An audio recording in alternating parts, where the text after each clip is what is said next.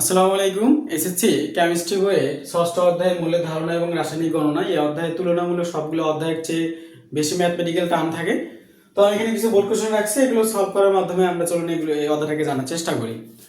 প্রথমে রাখছি 27 গ্রাম পানিতে কত মোল বিদ্যমান। মোলের যে সূত্রটা যে এন ইকুয়াল আমরা জানি হচ্ছে ভর ভাগ আণবিক ভর, তাই না? তো সেই ক্ষেত্রে ভর ভাগ আণবিক ভর, এখানে ভর কত বলা আছে? ভর বলা আছে 27 গ্রাম। তাহলে 27 ভাগ হচ্ছে এখানে পানিতে কত মোল বিদ্যমান, পানির আণবিক ভর হচ্ছে আমরা জানি হচ্ছে 18, তাই না? তাহলে 18, তাহলে 27 ভাগ 18 কত আসে? তাহলে 27 ভাগ হচ্ছে 18, তাই না? এটা এটা আসলে হচ্ছে 1.5। কত মোল বিদ্যমান? তাহলে এটা আসবে 1.5 মোল, এত মোল বিদ্যমান। আচ্ছা, দুই নম্বরটা কি বলছে? এক অনু ফেরিক কার্বনেটে পরমাণুর সংখ্যা কত? ফেরিক কার্বনেট এক অনু ফেরিক কার্বনেট, ফেরিক কার্বনের সংখ্যা হচ্ছে Fe কার্বনেট CO3, তাই না? এখানে ফেরিক মানে আয়রনের যোজনী বোঝাচ্ছে 3 আর কার্বনের যোজনী বোঝানো হচ্ছে 2, অর্থাৎ আয়রনের যোজনী হচ্ছে দুটা, একটা 2 একটা 3। যখন যোজনী 3 বোঝাবে তখন ফেরিক বলে, যখন 2 বোঝাবে তখন ফেরাস বলে। এক্ষেত্রে এখানে আয়রন হচ্ছে দুটা, এখানে আয়রন দুটা প্লাস কার্বন এখানে কয়টা? 3টা, প্লাস অক্সিজেন কয়টা? 3 3 9টা। তাহলে 9 3 12, 12 2 14, তাহলে অনুসংখ্যা হচ্ছে 14টা। একইভাবে গ্লুকোজ 18 গ্রাম গ্লুকোজে অণুর সংখ্যা কতটি? 18 গ্রাম গ্লুকোজে অণুর সংখ্যা কতটি? 18 গ্রাম গ্লুকোজে। আচ্ছা, তো আমরা জানি হচ্ছে গ্লুকোজের আণবিক ভর হচ্ছে 180, তাই না? তাহলে 180 গ্রাম গ্লুকোজে কত অণুর সংখ্যা? অণুর সংখ্যা হচ্ছে 6.023। আচ্ছা, ওটা লিখি 023 ইন্টু 10 টু দি পাওয়ার 23। অতএব কত গ্রামে বলছে? 18 গ্রামে। তাহলে 18 গ্রামে কত? তাহলে 18 গ্রামে কত? তাহলে এই যে 6.023 ইন্টু 10 টু দি পাওয়ার 23 গুণন হচ্ছে 18, নিচে হচ্ছে 180। কত আসে এটা, তাই না? 6.023 এক্সপি কত? 23। এত গুণন হচ্ছে 18, যা আসবে ভাগ করবো হচ্ছে 180 দ্বারা। এটা আসছে হচ্ছে কই গেল? এটা আসছে 6.023 ইন্টু 10 টু দি পাওয়ার 22 এত। আচ্ছা, তারপরে আসি 5 গ্রাম ক্যালসিয়াম কার্বনেট কতটি অণু আছে? 5 গ্রাম ক্যালসিয়াম কার্বনেট কতটি অণু আছে? সেম প্রসেস, মানে একই নিয়মে। ক্যালসিয়াম কার্বনেট আণবিক ভর হচ্ছে 100 এরকম রাখতে হবে, বা এটা করে বের করে নিবা। আচ্ছা, তাহলে কতটি অণু আছে? তাহলে আমরা জানি হচ্ছে 100 গ্রাম, 100 গ্রাম ক্যালসিয়াম কার্বনেটে অণু আছে কতটি? অণু আছে হচ্ছে ক্যালসিয়াম কার্বনেট অণু আছে তো এটা, তাহলে 6.023 ইন্টু 10 টু দি পাওয়ার 23, তাই না? অতএব কত গ্রামে চাইছে? 5 গ্রামে। অতএব 5 গ্রামে কত? তাহলে 6.023 ইন্টু 10 টু দি পাওয়ার 23, এটাকে গুণ করবো কত? 5 দ্বারা, আর ভাগ করবো হচ্ছে 100 দ্বারা, তাই না? দেখি এটা কত আসে। 6.023 xp23 গুণন কত হচ্ছে? গুণন হচ্ছে 5 করে যা আসবে ভাগ করব হচ্ছে 100 দ্বারা। এটা আসে হচ্ছে কই গেল? এটা আসে হচ্ছে 3.0115 ইন্টু 10 টু দি পাওয়ার 22, ঠিক আছে? তারপরটা কি বলছে? 1 মোল কার্বন ডাই অক্সাইড অণুতে অক্সিজেন পরমাণুর সংখ্যা কত? 1 মোল কার্বন ডাই অক্সাইড পরমাণুতে অক্সিজেন পরমাণুর সংখ্যা কত? 1 মোল কার্বন ডাই অক্সাইডে অক্সিজেনের পরমাণুর সংখ্যা কত? আচ্ছা, এক্ষেত্রে মোলটা হচ্ছে কোনো রাসায়নিক পদার্থের মোট পরিমাণকে মোল বলে, তাই না? বলছে 1 মোল কার্বন ডাই অক্সাইডে অক্সিজেন পরমাণুর সংখ্যা কত? আচ্ছা, তাহলে 1 মোল কার্বন ডাই অক্সাইড, এই যে কার্বন ডাই অক্সাইড, এখানে অক্সিজেন মূলত আছে কয়টা? দুইটা আছে এখানে, তাই না? তো 1 মোলে আমরা জানি 1 মোলে কতটি অণু পরমাণু আয়ন থাকে? 6.023 ইন্টু 10 টু দি পাওয়ার 23, যেটা অ্যাভোগাড্রো সংখ্যা। আর এখানে বলছে 1 মোল কার্বন ডাই অক্সাইড অক্সিজেন পরমাণুর সংখ্যা কত? তাহলে 1 মোলে থাকে 6 পয়েন্ট এতটা, কিন্তু এখানে অক্সিজেন আছে কয়টা? দুইটা। তার মানে ডাইরেক্টলি আমরা যেটা করব, তাহলে 2 গুণন 6.023 ইন্টু 10 টু দি পাওয়ার 23, ঠিক আছে? কত আসে? 6.023 xp 23 গুণন হচ্ছে কত? 2, এটা আসে 1.20। ঠিক আছে, হয়ে গেল 5 নাম্বার। এটা আসে 1.2046 ইন্টু 10 10 to the power 24 এটা। তারপরটা আসি ক্যালসিয়াম ফসফেটে মোট পরমাণুর সংখ্যা কত। ক্যালসিয়াম ফসফেটে মোট পরমাণুর সংখ্যা কত, তোমাদের পঞ্চম অধ্যায়ে একটা থিওরি আছে, ওই যে যৌগমূলক রেডিক্যালের যে ফরম্যাট, এখানে sulphate, carbonate, nitrate, phosphate, hydroxide, এগুলো অবশ্যই তোমাদের মনে রাখতে হবে, এগুলো এখানে কাজে লাগবে। ক্যালসিয়াম ফসফেট, ক্যালসিয়াম লিখলাম, ফসফেট হচ্ছে PO4, কিন্তু ক্যালসিয়ামের যোজনী হচ্ছে 2 যা একে দিলাম, ফসফেটের যোজনী হচ্ছে 3 যা একে দিলাম। আচ্ছা, এখন বলছে কি ক্যালসিয়াম ফসফেটের মোট পরমাণুর সংখ্যা কতটি, তাহলে এখানে ক্যালসিয়াম কয়টি, 3টি। আচ্ছা, এখানে ফসফরাস কয়টি, 2টি। আর এখানে অক্সিজেন কয়টি, 4 2 8টি, তাহলে 8 2 10, 10 3 13, তাই না, 6 আর হচ্ছে 13টি।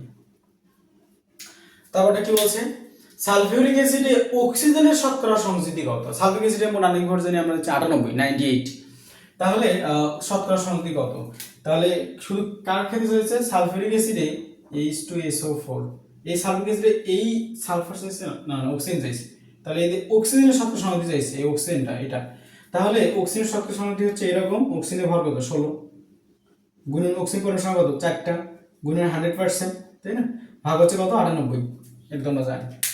তাহলে 98 কেন, কারণ সালফিউরিক অ্যাসিডের আণবিক ভর হচ্ছে 98, তাহলে 16 গুণন হচ্ছে 4 গুণন কত 100, যা আসবে ভাগ দেব কত দ্বারা 98, 65.30, এটা আসছে 65.30, এত পার্সেন্ট, এটা কোনটা 7 নম্বর, তাহলে এই যে 65.30 এত পার্সেন্ট, ঠিক আছে। তারপরটা বলছে 8 নম্বর বলছে আদর্শ কি বলছে, আদর্শ তাপমাত্রা ও চাপে 60 গ্রাম সালফার ডাই অক্সাইডের আয়তন কত। 60 গ্রাম সালফার ডাই অক্সাইডের আয়তন, তাই না 8 নাম্বারটা, তাহলে 7 গ্রাম সালফার ডাই অক্সাইডের আয়তন কত 60 গ্রাম। আচ্ছা, বেসিক্যালি সালফার ডাই অক্সাইড কত 64 গ্রাম, তাই না, তাহলে 64 গ্রামে, আচ্ছা এটা তো 1 মোল, সালফার ডাই অক্সাইড 1 মোল গ্যাসের মোলার আয়তন 22.4 লিটার, তাই না। তো এই ক্ষেত্রে আমরা যেটা করব, আমরা কিন্তু তার একটা সূত্র জানি যে ভর ভাগ আণবিক ভর ইকুয়াল হচ্ছে এই যে ভি ভাগ 22.4, এখানে আয়তন মানে ভি চাওয়া হয়েছে, ডাব্লিউ কত দেওয়া আছে 60 গ্রাম 60, আর ভর ভাগ আণবিক ভর কত এর 64 ইকুয়াল ভি ভাগ হচ্ছে 22.4। এক্ষেত্রে এখন আমরা যদি আর গুণ করি তাহলে কি দাঁড়াচ্ছে যে 64 ভি ইকুয়াল হচ্ছে 60 গুণন হচ্ছে 22.4, এক্ষেত্রে ভি ইকুয়াল কি দাঁড়াচ্ছে, ভি ইকুয়াল দাঁড়াচ্ছে 60 গুণন হচ্ছে 22.4 ভাগ হচ্ছে 64, দেখি এটা কত আসে, তাহলে 60 গুণন 22.4, এটা যা আসবে ভাগ করব হচ্ছে 64 দ্বারা 64, 21 হয়ে গেল, এটা আসছে 21 আয়তন, তাহলে এত লিটার। আচ্ছা, এটাকে কেউ আরেকটা প্রসেসে করা যায় ঐকিক নিয়মে, কিন্তু ওভাবে আমরা চিন্তা করি, ওটা একটু দেখাই জেনে রাখা ভালো। তো আমরা জানি 64 গ্রাম, তাই না, তাহলে আমরা জানি হচ্ছে সালফার ডাই অক্সাইড 64 গ্রাম, তাহলে এই যে 64 গ্রাম সালফার ডাই অক্সাইডের মোলার আয়তন হচ্ছে 22.4 লিটার। অতএব কত গ্রাম চাইছি 60 গ্রাম, তাহলে অতএব 60 গ্রাম সালফার ডাই অক্সাইডের আয়তন, তাহলে কি দাঁড়াবে 60 গুণন 22.4 ভাগ হচ্ছে 64। দেখো এই প্যাটার্নটা আর এই প্যাটার্নটা সেম, ঠিক আছে, তাহলে ক্ষেত্রে অ্যান্সারটা সেম আসবে। তোমরা ওই নিয়মও করতে পারো, সূত্র দিয়েও করতে পারো, তুলনামূলক সূত্র দিয়ে করার ক্ষেত্রে ভুলের সম্ভাবনা কম থাকে। যাই হোক, আচ্ছা 10 কি বলছে, 1000 ml দ্রবণে 117 গ্রাম সোডিয়াম ক্লোরাইড থাকলে দ্রবণের মোলারিটি কত। মোলারিটি সূত্র হচ্ছে এসি ইকুয়াল ডাব্লিউ গুণন 1000 নিচে এম গুণন হচ্ছে ভি, তাহলে ডাব্লিউ সাহেব কত দেওয়া আছে 117 গুণন 1000, আর এম কত, এখানে এম হচ্ছে আণবিক ভর, সোডিয়াম ক্লোরাইড 58.5 গুণন আর কি দেওয়া আছে, ও ভি কত দেওয়া আছে 1000, তাহলে দেখো এই যে 1000 এই 1000 চলে গেল, তাহলে এটাকে ভাগ কত হয় 117 ভাগ হচ্ছে 58.5, 117 ভাগ হচ্ছে 58.5, এটা হচ্ছে 2 আসে, এটা কই গেল, কোনটা এটা 10 নাম্বার, এটা হচ্ছে 2 2, এটা কি আছে মোলাইডি, তাহলে 2 মোল, এই মই একক কিন্তু ঠিক ঠিক রাখতে হবে। আর আগেরটা তো লিখিনি আমি, এটা কত আসছিল জানো, ও আমি 9 নাম্বারটা স্কিপ করছি তাই না, আচ্ছা 10 নাম্বারটা এটা 2 আসছে, আচ্ছা 9 নাম্বারটা আবার করি। তাহলে এসটিবিতে 10 গ্রাম অ্যামোনিয়া গ্যাসের আয়তন কত, এসটিবিতে 10 গ্রাম অ্যামোনিয়া গ্যাসের 10 গ্রাম অ্যামোনিয়া গ্যাসের আয়তন কত, তাহলে 10 গ্রাম অ্যামোনিয়া গ্যাসের আয়তন কত, এটাও যদি আমরা এসটিবিতে, এসটিবি বলতে বোঝানো হচ্ছে স্ট্যান্ডার্ড টেম্পারেচার এন্ড প্রেসার, এটা বোঝানো হয়। আচ্ছা তো সেক্ষেত্রে 9 নাম্বারটা যে কি বলছিল এখানে, এসটিবিতে 10 গ্রাম অ্যামোনিয়া গ্যাসের আয়তন কত, তাহলে 10 গ্রাম অ্যামোনিয়া গ্যাসের আয়তন, তাহলে 10 গ্রাম অ্যামোনিয়া গ্যাসের, তাহলে এই ভর ভাগ হচ্ছে আণবিক ভর, উপরে হচ্ছে ভি ভাগ 5.4, তাই না। এই ক্ষেত্রে সূত্র দিয়ে করি, তাহলে 10 গ্রাম, এই যে ডাব্লিউ হচ্ছে 10, আর আণবিক ভর কত, অ্যামোনিয়া তার মানে 17, অ্যামোনিয়া আণবিক ভর 17, তারপরে হচ্ছে কত NH3 আণবিক ভর বের নিবে, এটা 17 আসবে। গ্যাসের আয়তন কত, মানে এখানে ভি চাওয়া হয়েছে 22.4, এক্ষেত্রে 17 ভি ইকুয়াল হচ্ছে এই যে 22.4 গুণন হচ্ছে কত 10, তাই না।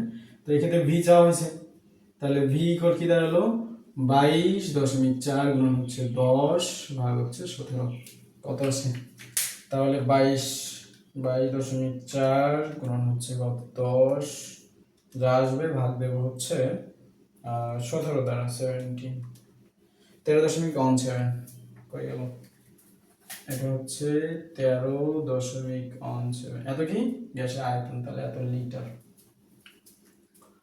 আচ্ছা তারপরে কি বলছে, 2 লিটার ডেসিমোলার দ্রবণে কি পরিমাণ সোডিয়াম কার্বনেট দ্রবীভূত থাকবে, 2 লিটার, আচ্ছা কি পরিমাণ ডাব্লিউ চাইছে, তাহলে আমি ডাইরেক্ট লিখি এটাকে, এটা কয় নম্বর জানো, এটা হচ্ছে 11 নম্বর, তাহলে ডাব্লিউ ইকুয়াল কি জানি আমরা এসএমভি ভাগ হচ্ছে 1000।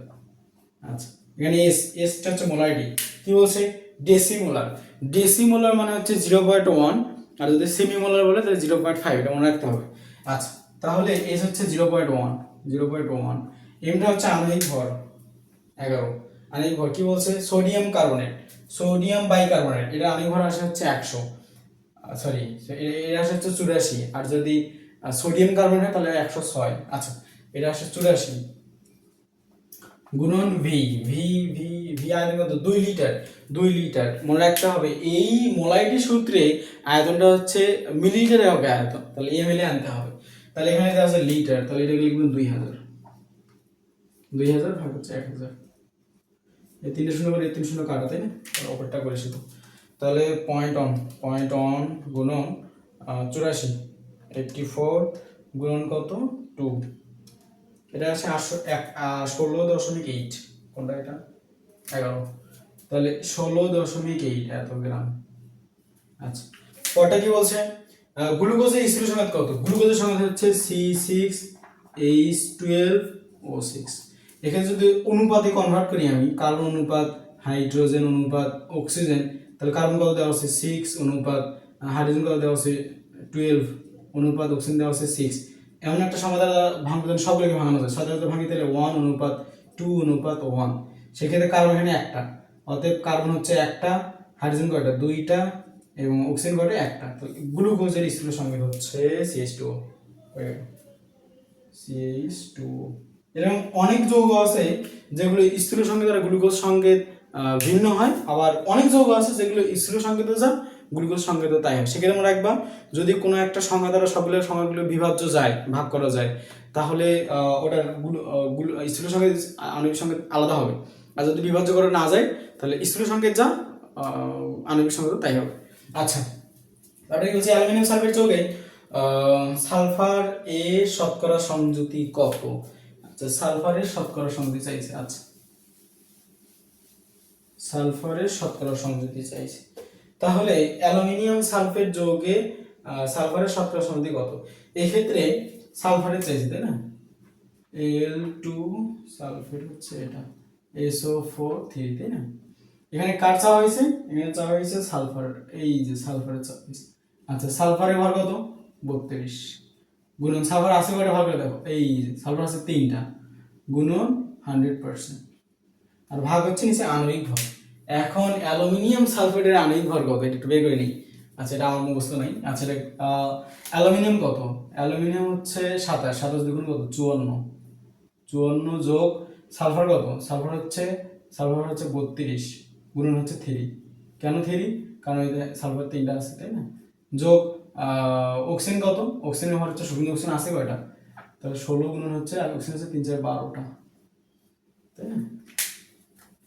তাহলে 12টা আছে। আচ্ছা, তাহলে 16 গুণন হচ্ছে 12, এটা আসে 192, এটা আসে 192, আর এটা তো 54 80, আর এটা কত আসে 32 গুণন হচ্ছে কত 3, এটা আসে 96। আচ্ছা, 3টা যোগ করি, কত আসে? 96 যোগ 54 যোগ হচ্ছে 192, 192, 342। তাহলে আমি করে আসে 342। ঠিক আছে, এইভাবে একটু করে নিবা একটু, বড় যোগগুলোর ক্ষেত্রে। আচ্ছা, আসলে ওগুলো মুখস্থ রাখাও যায়। আচ্ছা, 32 গুণন হচ্ছে কত? 3 গুণন হচ্ছে কত? 100%, এত, ভাগ হচ্ছে কত? 342, এটা আসে 28.07। কোথায় গেল? 28.07 এত পার্সেন্ট। আচ্ছা, ওটা কি বলছে? 5 গ্রাম হাইড্রোজেন এবং 75 গ্রাম ক্লোরিন গ্যাস মিশ্রিত করা হলে কোনটি লিমিটিং হবে, অর্থাৎ বিক্রিয়া করার পরে যে আগে শেষ হয়ে যাবে সে লিমিটিং। আচ্ছা, তাহলে কে কে? হাইড্রোজেন আর হচ্ছে ক্লোরিনের বিক্রিয়া, এই ক্ষেত্রে তৈরি হবে HCl। সমতা করে নিই, এখানে 2 দিলেই সমতা হয়ে গেল। হাইড্রোজেন হচ্ছে 2, ক্লোরিন হচ্ছে 35.5, তাহলে 71, আর এটা আসবে 36.5 গুণন 2, তার মানে 73। আচ্ছা, এখানে বলছে কি এখন কোনটি লিমিটিং হবে জানি না, তাহলে প্রথমে উদ্দীপকের কথা বলি। তাহলে 2 গ্রাম হাইড্রোজেন বিক্রিয়া করে 71 গ্রাম কার সাথে? ক্লোরিনের সাথে, তাই না? অতএব কত গ্রাম হাইড্রোজেন, কত গ্রাম দেওয়া আছে? 5 গ্রাম। অতএব 5 গ্রাম হাইড্রোজেন বিক্রিয়া করে, তাহলে ওই যে 71 গুণন হচ্ছে 5, এটা উপরে গেল, আর নিচে আসলো 2, যেটা আসবে এটা আসবে ক্লোরিন। আচ্ছা, তাহলে কত? 71, 71 গুণন হচ্ছে কত? 5, যা আসবে ভাগ করবো এটা 2 দ্বারা, 177.5। লিমিটিং এর ক্ষেত্রে একটা মান বের করলে মোটামুটি বোঝা যায় যে কোনটা লিমিটিং হবে। সেই ক্ষেত্রে ক্লোরিনের পরিমাণ বের হলো 177.5, ক্লোরিনের পরিমাণ এখানে দেওয়া আছে 75, তার মানে এ বেশি পরিমাণে চলে গেছে, তার মানে আছে হচ্ছে 75, কিন্তু ব্যয় করলে হচ্ছে তোমার হচ্ছে 177.5, তাহলে এই লিমিট ক্রস করছে ক্লোরিন। তাহলে এখানে লিমিট গ্যাস কোনটি লিমিটিং হবে? তাহলে ক্লোরিন লিমিটিং। আচ্ছা, 70 গ্রাম ক্যালসিয়াম কার্বনেটকে তাপ দিলে কত গ্রাম ক্যালসিয়াম অক্সাইড পাওয়া যাবে? কত গ্রাম ক্যালসিয়াম অক্সাইড পাওয়া যাবে? আচ্ছা, 70 গ্রাম, তাই না? তাহলে 70 গ্রাম ক্যালসিয়াম কার্বনেটকে তাপ দিন। আচ্ছা, ক্যালসিয়াম কার্বনেটকে যদি আমরা কখনো তাপ দেই, তাহলে বেসিক্যালি আমরা কি পাই? একটা পাই ক্যালসিয়াম অক্সাইড, চুন, এটা কিন্তু চুনাপাথরের সঙ্গে, চুন এবং কার্বন ডাই অক্সাইড পাই। এটা আণবিক ভর হচ্ছে 100, এটা হচ্ছে কত? 56, আর এটা হচ্ছে কত? 44। তাহলে এখানে চাইছে কি আমার এত গ্রাম তাপ দিলে কত গ্রাম ক্যালসিয়াম অক্সাইড, তার মানে এই ক্যালসিয়াম কার্বনের সাথে ক্যালসিয়াম অক্সাইডের সম্পর্ক। আচ্ছা, তাহলে আমি বলি, তাহলে 100 গ্রাম ক্যালসিয়াম কার্বনেট থেকে ক্যালসিয়াম অক্সাইড পাওয়া যায়। এই ক্যালসিয়াম অক্সাইড পাওয়া যায় কত গ্রাম? 56 গ্রাম, 56 গ্রাম। অতএব কত গ্রাম ক্যালসিয়াম কার্বনেট থেকে? এই যে 70 গ্রাম, প্রশ্ন যেটা বলছে, তাহলে 70 গ্রাম ক্যালসিয়াম কার্বনেট থেকে, মানে এটা তৈরি হয়, তাহলে কত ক্যালসিয়াম অক্সাইড তৈরি হয়? তাহলে এই যে বা পাওয়া যায় 56 গুণন হচ্ছে 70, নিচে হচ্ছে কত? 100। তাহলে 56 গুণন 70, তাহলে 56 গুণন হচ্ছে কত? 70, 70, যা আসবে এটাকে ভাগ করবো দ্বারা 100 দ্বারা, 39.2, 39.2, 39.2 এত গ্রাম। ঠিক আছে, মূলত আমি যে বোর্ডগুলো করাইলাম এগুলো হচ্ছে আমি তুলনামূলক সবগুলো, এগুলো সব বোর্ড কোশ্চেন, মানে এইরকম সব একটা নিয়মের একটা করে দেওয়ার চেষ্টা করছি, যদিও কিছু কিছু মিলও আছে অবশ্য। তো মোটামুটি এইরকম নিয়মগুলো তুমি যদি সলভ করো তো ইনশাল্লাহ এই অধ্যায়ের বেসিকগুলো তোমার ক্লিয়ার হয়ে যাবে। সবচেয়ে বড় কথা, এগুলো দেখে কাজ হবে না, এগুলো দেখার সাথে সাথে তোমার খাতায় প্র্যাকটিস করতে হবে, তাহলে তুমি বেশি মনোযোগী হবে এবং বেশি ভালো মনে থাকবে। এমনিতে দেখার চেয়ে বেশি প্র্যাকটিস করাটা বেশি উত্তম। ধন্যবাদ সবাইকে।